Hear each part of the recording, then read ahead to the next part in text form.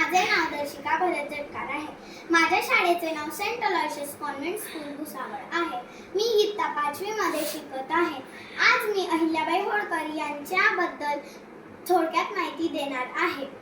राण्या असंख्य झाल्या या जगात, पण पुण्यश्लोक कोणीही नाही. राण्या असंख्य झाल्या या जगात, पण पुण्यश्लोक कोणीही नाही. गर्व जिचा आहे या मराठी हृदयाला, गर्व जिचा आहे या मराठी हृदयाला, एकच ती महाराणी अहिल्यादेवी होळकर झाली. एकच ती महाराणी अहिल्यादेवी होळकर झाली.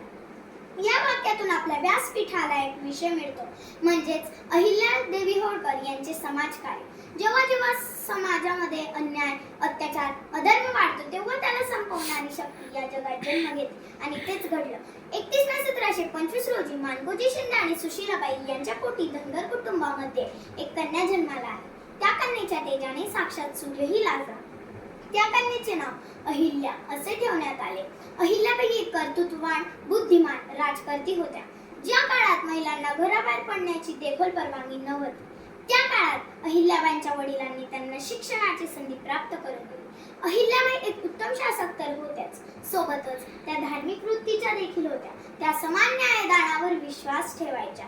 अहिल्याबाई एक चाणाक्ष आणि सुधारणावादी राजकर्ती होत्या. त्यांचे साहस आणि व्यक्तिमत्व पाहून मोठे मोठे राजे सुद्धा आश्चर्यचकित होत असत.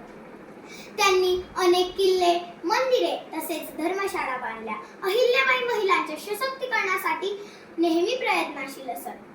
अत्यंत न्यायप्रिय असलेल्या अहिल्याबाईंच्या प्राणांची ज्योत वयाच्या 70व्या वर्षी मावळली. अशा या शासनकर्तीस मानवंदना म्हणून इंदूरच्या विमानतळाचे नाव देवी अहिल्याबाई विमानतळ असे ठेवण्यात आले.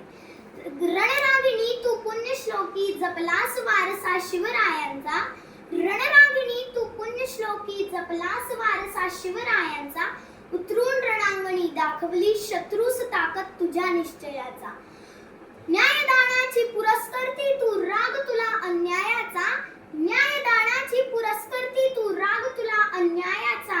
अहिल्यादेवी तू अभिमान आम्हाला तुझ्या शौर्याचा, अहिल्यादेवी तू अभिमान आम्हाला तुझ्या शौर्याचा. जय मल्हार, जय अहिल्या. धन्यवाद.